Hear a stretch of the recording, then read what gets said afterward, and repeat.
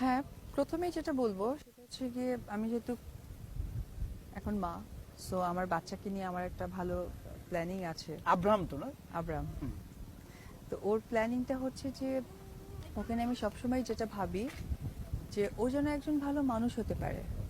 আমি ওকে নিয়ে কতটা স্ট্রাগল করছি এটা পৃথিবীর প্রত্যেকটা মানুষই জানে। সেই জায়গা থেকে আমার এন্ড অফ দ্য ডে অবধি চাওয়া থাকবে ও যেন শিক্ষায় শিক্ষিত হয়ে ভালো একটি মানুষ হয়, যে মানুষটিকে উদাহরণ দিতে পারবে এইরকম একজন যেন মানুষ হয়। এটা অ্যাজ এ মা হিসেবে আমার চাওয়া।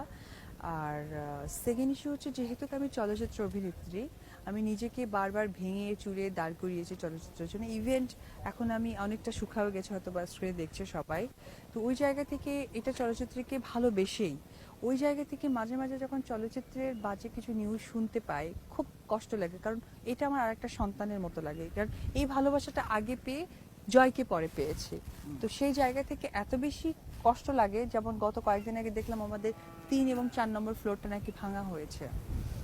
আমার না বিশ্বাস FDC করেন, হ্যাঁ আমার কাছে মনে হচ্ছে যে 3-4 ফ্লোর ভাঙেনি, কাছের কোনো মানুষ মারা গেছে। কারণ এত বেশি হৃদয় ভেঙে যাওয়া। হ্যাঁ এত বেশি ওইখানে স্মৃতি। বিশেষ করে 3 নম্বর ফ্লোরের মেকআপ রুমটা আমার মনে আছে। 3 নম্বর ফ্লোরের মেকআপ রুমের বাথরুমটা একটু ভাঙা ছিল। আমি নিজে এমডি কে বলে ওই বাথরুমটাকে আমি টাইলস করিয়েছি এবং আমি ওইখানে একটা শাওয়ার করে দিয়েছিলাম।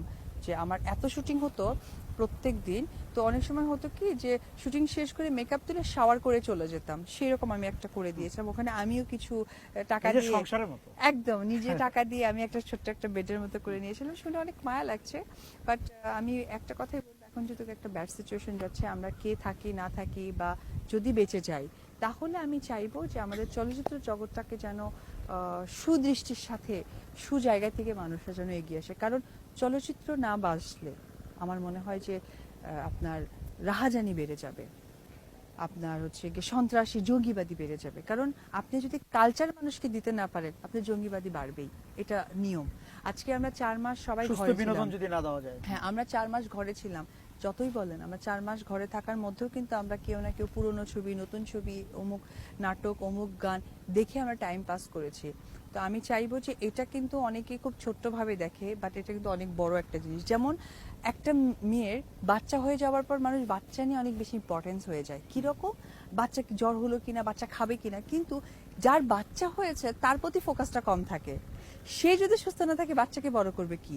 সেম থিং তো মায়া। আমার, হ্যাঁ তো সেম না, মায়া না, এটা আমি লজিক লজিকের বলছি। কথা, আচ্ছা। তো যেটা হচ্ছে যে আমাদের পারিপার্শ্বিক যেমন সুস্থ চিকিৎসা দরকার, খাবার দরকার, আমাদের জামা কাপড় দরকার, আমাদের ফ্যাশন দরকার, সাথে সাথে আমাদের সুস্থ বিনোদন দরকার আমাদের শেখার জন্য।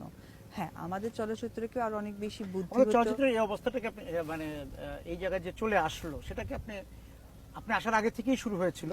আমি জাস্ট 16-এ গেছি, তখনই এই জিনিসটা আমি বুঝলাম না।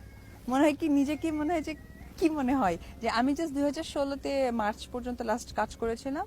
ঠিক 2016-ই আমি সব ব্যাড রেপুটেশন গুলো পেয়েছি যে ইন্ডাস্ট্রিতে এই ছবি হচ্ছে না, সিনেমার সংখ্যা কমে গেছে। বাট 2016 এটার পর্যন্ত কারণ কি যে গল্প, তারপর হচ্ছে না, আর্টিস্ট শূন্যতা, যে জুটি সংকট, তারপর অভিনেতা অভিনেত্রী সংকট, পরিচালক এভরিথিং সংকট, ভাইয়া। সবকিছু মিলিয়ে আমি কাউকে স্পেসিফিক বলতে চাই না, আমি বলতে চাই যে এভরি সাইড। যে বাংলাদেশের মেয়েদের যে অবস্থাটা, তাদের নানা রকম